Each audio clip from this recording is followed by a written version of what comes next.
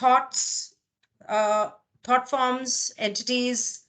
Keep them, their loved ones, everybody who's watching this video, keep them, their loved ones, their home safe and protected from any kind of psychic attacks. Thank you so much. And protect them in your violet fire as well. Starting session 79, question point 21. The first change made then for this extension of free will was to make the information or make the communication between the matrix potentiator of the mind relatively unavailable one to the other during the incarnation. तो वो कहता है don, इसका मतलब जो पहले बदलाव लाया गया और ये जो फ्री विल को चारों तरफ फैलाया गया, बढ़ाया गया, वो इसलिए था कि माया जाल और काबिलियत, जो दिमाग का माया जाल और काबिलियत है, मैट्रिक्स एंड पोटेंशिएटर, उन दोनों के बीच में जो रिश्ता था वो नहीं था, और उस रिश्ते को, उस बातचीत को बनाने के लिए और उसका ज्ञान फैलाने के लिए ये बनाया गया, ताकि आपको एक जन्म से दूसरे जन्म में ये ध्यान में रहे और ये याद रहे. Make the information or make the communication between the matrix and potentiator of the mind relatively unavailable one to the other. अच्छा, ताकि एक जन्म से दूसरे जन्म में जब आप जाओ तो आपको पहले की बातें याद ना रहें कि आपका माया जाल कैसा था और वो माया जाल में आपका दिमाग कैसे काम करता था. तो अच्छा, मैं थोड़ी गलत समझ गई थी यहाँ पर. मुझे लगा कि वो जान सके लोग इसलिए ये बनाया गया. अच्छा, तो फ्री विल में जब पर्दा लगाया गया तो वो इसलिए लगाया गया था. We would perhaps rather term the condition as relatively more mystery filled than relatively unavailable. वो कहता है कि डॉन ने कहा कि ताकि लोगों के पास वो नॉलेज ना हो, ज्ञान ना हो कि वो पिछले जन्म में क्या थे. तो रा कहता है कि मुद्दा, हम उसे इस तरह से कहेंगे, मुद्दा ये नहीं था कि उनसे कुछ छुपाने का इरादा था. मुद्दा ये था कि उनके सामने इस तरह का एक रहस्य रखा जाए ताकि वो उससे जानने की कोशिश करें, उन्हें वो रहस्यमय लगे, ताकि वो ईश्वर को और खुद को जानने की कोशिश करें. मेरे ख्याल से कल से जो ग्रुप में बातें हो रही थी, ईश्वर को जानना, कुंडलिनी खोलना, गुरु का होना, ये बात से अब समझ में, अब मुझे याद आया, समझ में नहीं आया, समझ में तो पहले था, याद अब आया कि हमारी खोज एक्चुअली ईश्वर की नहीं है, क्योंकि ईश्वर तो हम सब खुद हैं. ईश्वर हमारे अंदर है और हम ईश्वर के दिमाग में हैं. असल में खोजना तो हमें खुद को है कि हम क्या हैं, हमारी क्या काबिलियत है, हम किस हद तक काबिल हैं कि हम एक अपनी धरती बना सकते हैं, अपना सूरज बना सकते हैं, हम जो चाहे मैनिफेस्ट कर सकते हैं. अपनी उन शक्तियों को पहचानना असल में हमारा टारगेट है. अब समझ में आया. तो 22 क्वेश्चन में डॉन पूछता है, तो फिर idea was then to create some type of well between matrix and potentiator. तो वो कहता है इसका मतलब माया जाल और वो पोटेंशिएटर की चाबी, मतलब वो काबिलियत, उन दोनों के बीच में पर्दा लगाने का इरादा था, ताकि माया जाल जो है, जो मैट्रिक्स ऑफ द माइंड है, वो सीधी तरह चाबी ना भरे और पोटेंशिएटर जो है उस चाबी को, कुंजी को ढूंढे कि क्या है और फिर उसका इस्तेमाल करे. तो रा कहता बिल्कुल सही. तो डॉन कहता है this well then occurs between what we now call the conscious and unconscious mind. तो वो कहता है कि ये पर्दा आज के हमारे समय में हमारे जागरूक दिमाग में और बेसुध दिमाग में, मतलब सबकॉन्शियस या अनकॉन्शियस माइंड के बीच में ये पर्दा है. क्या मैं सही हूं? वो कहता है हाँ. एक सेशन में मैंने कॉन्शियस, अनकॉन्शियस माइंड और बिलीफ सिस्टम्स के बारे में समझाया है. मेरे चैनल के ऊपर एक दो वीडियोस हैं जिसमें सबकॉन्शियस माइंड को भी बताया गया है। वो चक्रा सिस्टम के वीडियोस हैं, हिप्नोथेरेपी का वीडियो है, फैमिली कॉन्स्टलेशन का वीडियो है, जिसमें योगेश वसंती जी ने इस बारे में बात की है और मैंने भी इस बारे में बात की है। और एक है inner child healing, inner child, father healing, mother healing, इसके ऊपर कुछ वीडियोस हैं। उसके अंदर ये जो आपका पर्दा है इसके बारे में डिटेल में बताया है। तो मैं यहां इसलिए नहीं बता रही, नहीं तो फिर क्या होगा कि और 1 घंटा लंबा चला जाएगा ये सेशन। तो अगर आपको इंटरेस्ट है आप वो वाले वीडियोस जाके देखो, तो आपको अंदाजा हो जाएगा कि ये पर्दा किस तरह से हटाया जा सकता है। तो पहला तरीका है हिप्नोथेरेपी, वो तो एक आम तरीका हो गया, लेकिन अगर कोई बहुत अच्छा हिप्नोथेरेपिस्ट मिले तो जिससे आप अपनी पिछली जिंदगी देख सकते हो। दूसरा है फैमिली कॉन्स्टलेशन का हीलिंग मेथड, उससे भी आप बहुत सारी अपनी पर्दे हटा सकते हो। टैरो से भी होता है, थोड़ा बहुत आपको एस्ट्रोलॉजी न्यूमरोलॉजी से भी पता चल जाता है अपनी पिछले जन्मों के बारे में। लेकिन अगर आपको गहराई से जानना है तो सबसे अच्छा तरीका है अपने बिलीफ सिस्टम्स को वॉच करो, लिस्ट बनाओ कि आपके हर मुद्दे को लेके आपके बिलीफ सिस्टम्स क्या हैं, मतलब आपकी मान्यताएं क्या हैं, जो आप बोलते नहीं हो मुंह से लेकिन अट्रैक्ट करते हो।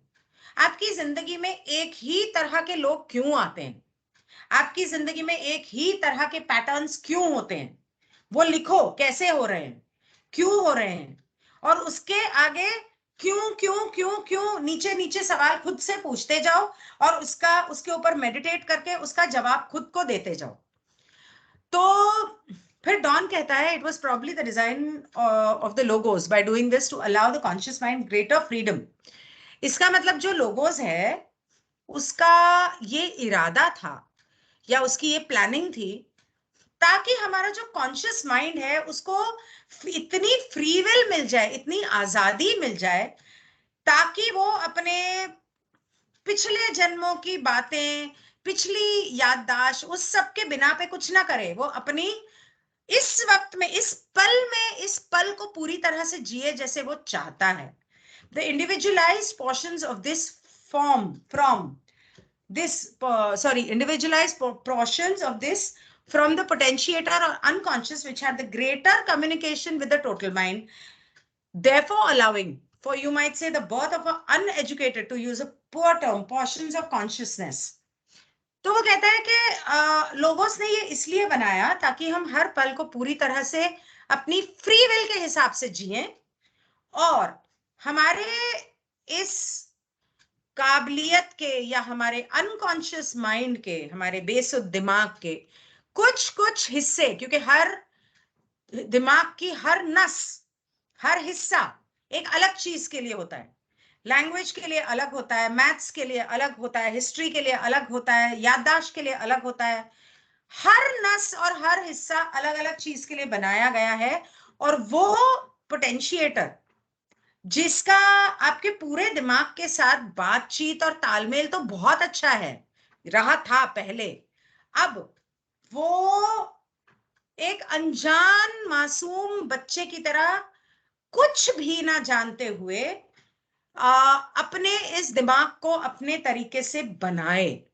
मतलब आप इस जिंदगी में अपनी धारणाएं अपने हिसाब से बनाओ, हालांकि आपके ना जानते हुए आपके अनकॉन्शियस और सबकॉन्शियस माइंड में हर जिंदगी के हर मुद्दे को लेके बहुत सारे बिलीफ सिस्टम्स आपके डीएनए में होते हैं।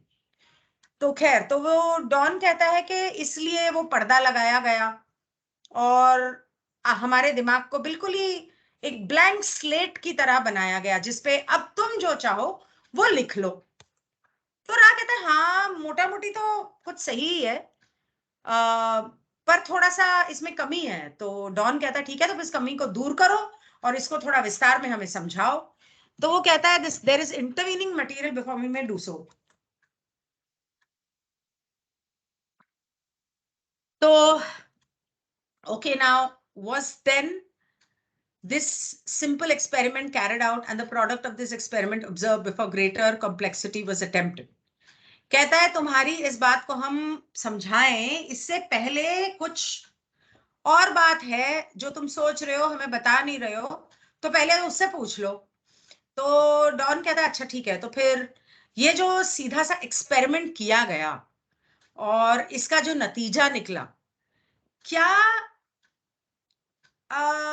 इसके बारे में सोचा गया था या देखा गया था कि ये ऐसा होगा? क्या वो लोग ये जानते थे कि ऐसा होगा? तो रा कहता है जैसे कि हमने कहा कि बहुत तरीके के एक्सपेरिमेंट किए गए, बहुत तरीके से, कि अच्छा अब ये करके देखते हैं तो क्या होगा, वो करके देखते हैं तो क्या होगा। हो सकता है अलग अलग ग्रहों पे किए गए हों, और तब जाके धरती पे आते वक्त उन्होंने सोचा चलो धरती पे हमने अब ये वाले कर लिए, अब धरती पे ये वाला एक्सपेरिमेंट करके देखते हैं। तो बहुत सारे एक्सपेरिमेंट हमारे कामयाब हुए, और इसीलिए हम एक एक सीढ़ी ऊपर चढ़ते गए, आगे बढ़ते गए, आगे बढ़ते गए। तो डॉन ने बोला कि मैं ये सोच रहा हूं, since this seems to be the crux of the experiment, this seems to be the large breaking point between no extension of the first distortion and the extension of the first distortion. What the result of this original experiment was with respect to that which was created from it. What was the result of that?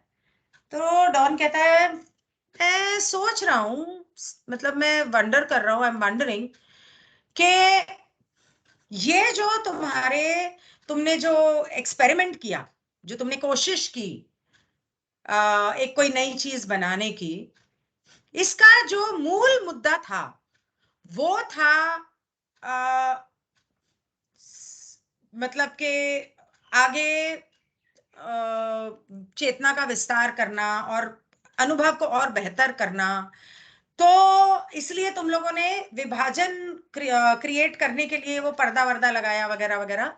तो इसके अंदर जो एक important एक मोड़ आया, जहां पे एक ऐसा समय आया कि जब ये जहां ये फ्री विल को आप इससे ज्यादा और नहीं बढ़ने दे सकते, और जहां से आपने फ्री विल को बढ़ाने के लिए जो आपने एक्सपेरिमेंट किए कि चलो अब इसे फैलाओ, अब इसमें भी फ्री विल डाल दो, इसमें भी फ्री विल डाल दो, और माइंड में भी डाल दो, बॉडी में भी डाल दो। और फिर उसके बाद जब आपने ये करना शुरू किया, तब एक मोड़ आया जब आपने बोला नहीं अब बस, अब ये कुछ ज्यादा हो गया, जिसकी वजह से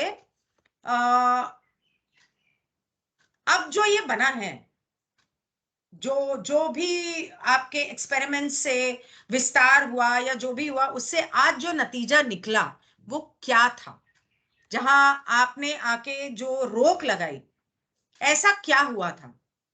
तो रा कहता है ये भी मैं तुम्हें पहले बता चुका हूं। The result of these experiments has been a more vivid, varied and intense experience of the creator by creator. वो कहता है ये मैं तुम्हें बता चुका हूं कि हमारे ये पर्दा लगाने से और अलग अलग एक्सपेरिमेंट करने से हुआ सिर्फ इतना था कि ईश्वर को अलग अलग तरीके के अनुभव बनाने का और अनुभव करने का मौका मिला, अलग अलग तरीके के, बहुत ही तीव्र, बहुत ही गहरे। तो डॉन कहता है हाँ ये तो मुझे पता था, लेकिन मैंने शायद अपना सवाल सही तरीके से पूछा नहीं। बहुत मुश्किल हो रही है मुझे ये सवाल पूछने में, समझ में नहीं आ रहा कैसे पूछूं, और ये भी समझ में नहीं आ रहा कि क्या पूछने का कोई मतलब भी है, आगे बढ़ने का कोई मतलब है। क्योंकि मैं जो पूछना चाह रहा था वो ये था कि आपने पहली बार जब पर्दा लगाने की सोची और पर्दा लगाया और उसका जो रिजल्ट आया,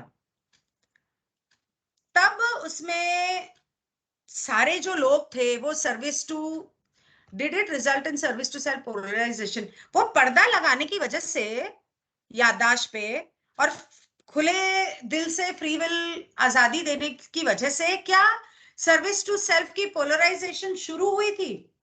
क्या इस वजह से वो शुरू हुई थी? क्या इस वजह से मतलब तुम्हें लगा कि बहुत ज्यादा एक्सपेरिमेंट्स, अलग अलग अनुभव हो रहे हैं क्रिएटर के, और फ्री विल देने की एक सीमा आ गई है जहां पे अब दोनों तरफ की हार्वेस्ट होने वाली है वगैरह वगैरह? तो रा कहता है कि if we may use this term, the early logoi produced service to self and service to others, mind body spirit complexes immediately. Oh, कहता है कि अगर हम इस तरह से कहें तो जो शुरू शुरू में जो लोगोस थे उन्होंने सर्विस टू सेल्फ और सर्विस टू अदर्स वाले लोग तो खुद ही बना दिए थे। एक समय पे दोनों बनाए थे उन्होंने, इधर से सर्विस टू अदर्स वाला प्लैनेट बनाया, इधर से सर्विस टू सेल्फ वाला प्लैनेट बनाया। The harvestability of these entities was not so immediate, and thus refinements of the archetypes began apace.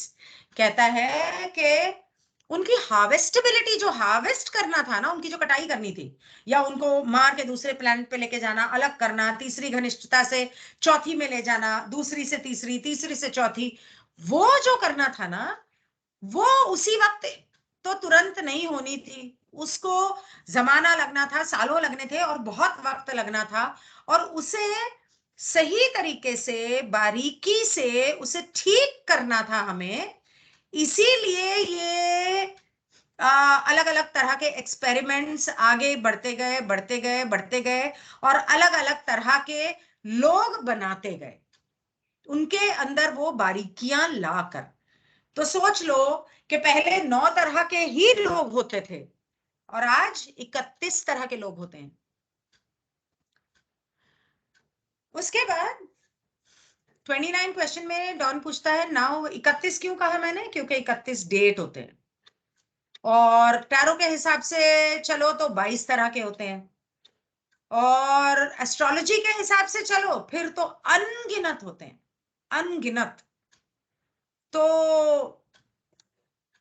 ये अलग अलग एक्सपेरिमेंट्स धीरे धीरे धीरे धीरे रिफाइन करते गए उसे बारीकी से। जैसे रिफाइन करना मतलब गेहूं को कूटा तो पहले तो उसमें से दलिया निकला, दलिये को कूटा रवा निकला, रवे को कूटा आटा निकला, इस तरह से रिफाइन करना।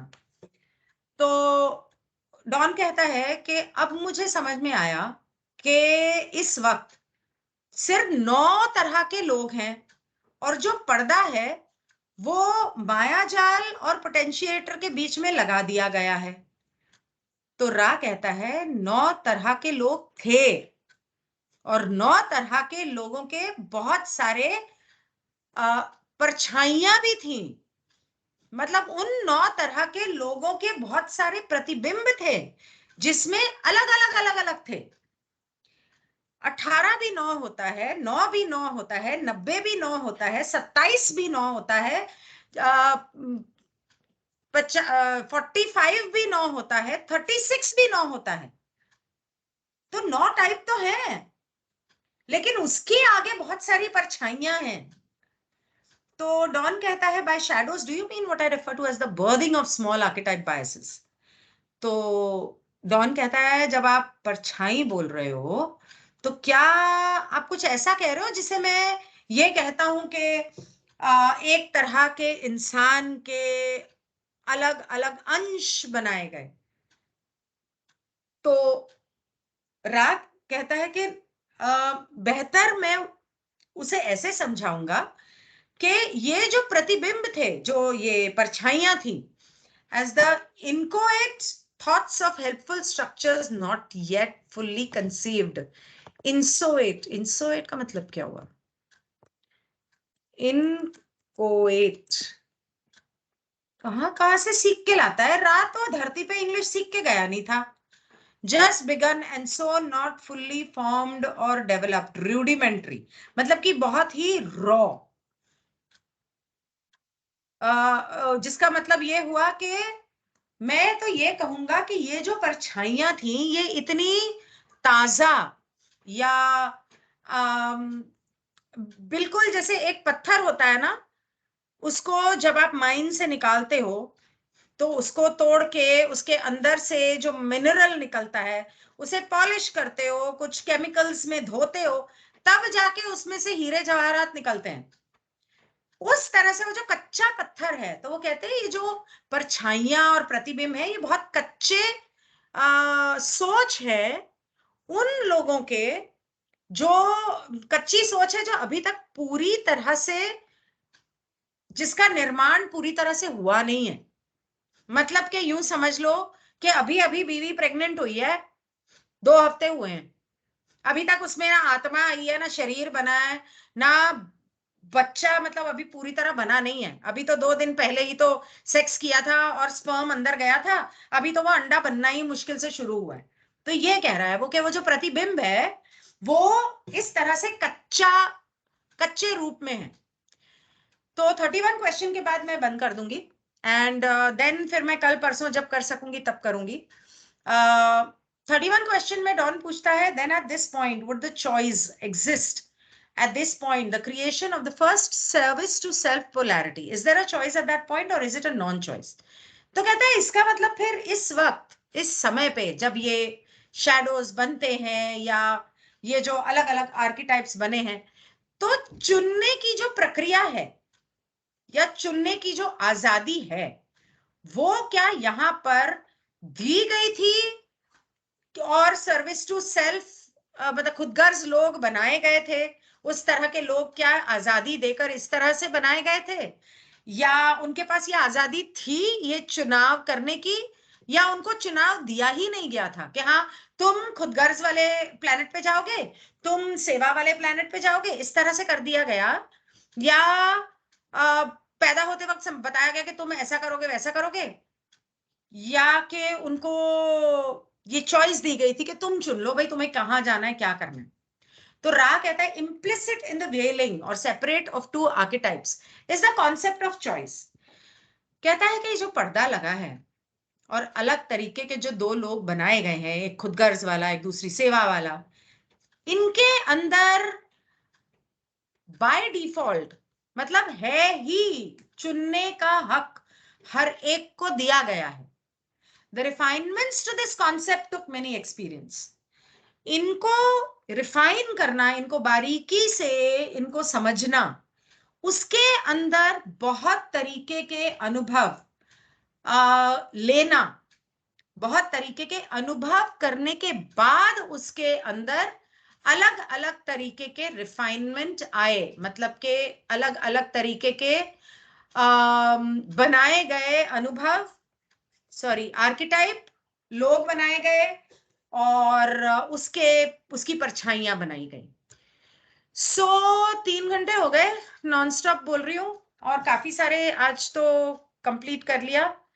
अब I will have to stop because I have to get ready and thank you so much. Next session I will try and do tomorrow पा के साथ एंड गुड बाय, ठीक है। तो ये